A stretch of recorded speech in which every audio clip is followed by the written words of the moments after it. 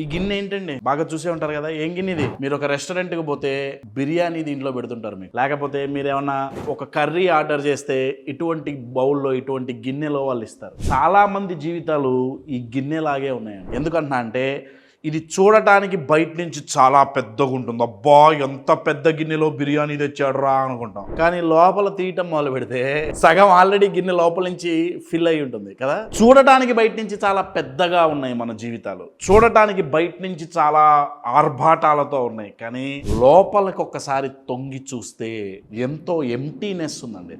లోపల మనం చేసింది ఏం లేదు. నేను ఇది ఎందుకు చెప్తున్నానంటే ఇవాళ చాలా మంది సక్సెస్ అయ్యారు, అనుకున్న గోల్స్ అచీవ్ చేశారు, ఆల్మోస్ట్ ఆ రేంజ్లో ఉన్నారు. అయితే కానీ చాలా తక్కువ మంది సంతోషంగా ఉన్నారు.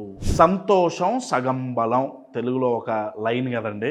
మనం సంతోషంగా ఉంటే దానికంటే మించిన పెద్ద బలం ఇంకొకటి లేదు. అయితే చాలా చాలా తక్కువ మంది ఈ రోజుల్లో హ్యాపీనెస్ అనే ఒక అద్భుతమైన ఫీలింగ్ని ఎక్స్పీరియన్స్ చేస్తున్నారు. అఫ్ కోర్స్ మనందరికీ హ్యాపీనెస్ కావాలి, మనందరికీ సంతోషం కావాలి, మనందరికీ ఆనందంగా ఉండాలన్న కోరిక ఉంటుంది. సినిమా హాల్లో సినిమా చూడటానికి వెళ్తే స్టార్టింగ్ ఒక అడ్వర్టైజ్మెంట్ వస్తుంది కదా క్యాన్సర్ గురించి, దాంట్లో ఒక లైన్ ఉంది, ఎవరు మాత్రం ఆనందాన్ని కోరుకోరు అని. సో అందరూ కోరుకుంటారు కదా ఆనందాన్ని. అయితే పద్ధతులు లేకపోతే కొన్ని థాట్ ప్యాటర్న్స్, కొన్ని ప్రవర్తనలు మన హ్యాపీనెస్ని తినేస్తున్నాయండి, ఆర్ మన హ్యాపీనెస్ని తగ్గిస్తున్నాయి. ఇప్పుడు పొలంలో మీరు ఒక విత్తనం నాటితే ఆ విత్తనం మంచి చెట్టుగా ఎదగాలంటే చుట్టూ కలుపు మొక్కలు ఉంటాయి. ఆ కలుపు మొక్కల్ని తీసేస్తే తప్ప ఈ చెట్టు ఫాస్ట్ గా ఎదగలేదు. అదే రకంగా హ్యాపీనెస్ అనే వృక్షం గనక పెద్దగా ఎదగాలి అంటే కొన్ని ప్రవర్తనలు, కొన్ని థాట్ ప్యాటర్న్స్, ఆ చుట్టుపక్కల ఉండే కలుపు మొక్కలు అండి, అవి మనలోనే ఉన్నాయి, బయట కాదు, అవి తీసేస్తే